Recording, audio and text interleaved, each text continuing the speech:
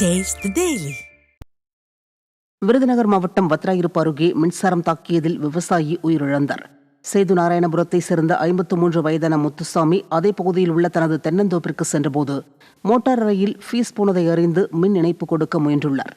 அப்போது எதிர்பாராத விதமாக முத்துசாமியை மின்சாரம் தாக்கியதால் கீழே விழுந்தார். அங்கிருந்தவர்கள் அவரை மீட்டு வத்ராயிருப்பு அரசு மருத்துவமனைக்கு கொண்டு சென்றனர். அவரை பரிசோதித்த மருத்துவர்கள் அவர் ஏற்கனவே உயிரிழந்து விட்டதாக தெரிவித்தனர். விடியா ஸ்டாலின் ஆட்சியில் மின்சார விநியோகம் சீரற்ற முறையில் வழங்கப்படுவதால் உயிரிழப்பு அடிக்கடி நடைபெறுவதாக பொதுமக்கள் குற்றம் சாட்டுகின்றனர். திருச்சியில் அடிக்கடி நடுவழியில் பழுதாகி நிற்கும் அரசு பேருந்துகளால் பொதுமக்கள் கடும் அவதிக்காளாகியுள்ளனர். கும்பகோணம் கோட்டத்திற்குட்பட்ட அரசு போக்குவரத்து கழக பேருந்துகள் திருச்சி மண்டலத்தில் இயக்கப்பட்டு வரும் நிலையில் பெரும்பாலும் பழைய பேருந்துகளாகவும் மோசமான நிலையில் உள்ளதாகவும் புகார் கூறப்படுகிறது. இந்த நிலையில் சத்திரம் பேருந்து நிலையத்திலிருந்து கல்கண்டார்கோட்டை செல்லும் அரசு பேருந்து ஒத்தக்கடை சிக்னல் அருகே பழுதாகி நின்றதால் 1 மணி நேரம் போக்குவரத்து பாதிக்கப்பட்டு பொதுமக்கள் அவதியடைந்தனர். விடியா ஸ்டாலின் அரசு புதிய பேருந்துகள் விடுவதாக விளம்பரம் தேடும் நிலையில் இதுபோன்று நடுவழியில் பழுதாகி நிற்பது தொடர்கதையாகிவிட்டதாக பொதுமக்கள் வேதனை தெரிவித்தனர்.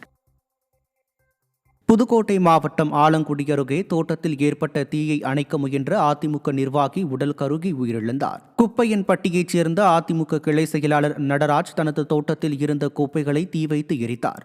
அப்போது வீசிய காற்றில் தீ அவரது வீட்டிலும் பற்றியதால் அதனை அணைக்க முயன்ற போது நடராஜ் மீதும் தீ பற்றியது. இதில் உடல் கருகி அவர் உயிரிழந்தது கிராம மக்களிடம் சோகத்தை ஏற்படுத்தியது.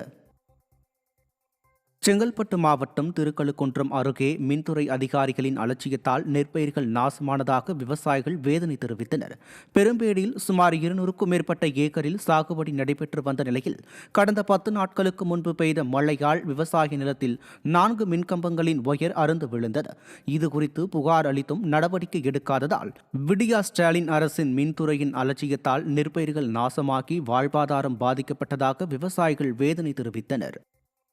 கிட்டத்தட்ட 70-80 ஏக்கருக்கு மேலே காஞ்சி போய் கிடக்குதுன்னு சொன்னதுக்கு நாங்கள் 1 மணி நேரத்தில் வந்து பண்ணி தரேன்னு சொன்னாங்க. இன்ன வரையும் வர மாட்டாங்க. தொடர்ச்சியாக எங்களை இதேமாரி அழைக்கடிச்சுனே இருக்காங்க. காலையில் சொன்னால் மதியம், மதியம் சொன்னால் சாயங்காலம், சாயங்காலம் சொன்னால் நாளைக்கு காலையிலன்ட்டு எங்களை கண்டினியூ அப்படி அழைக்கடிச்சுனே இருக்காங்க.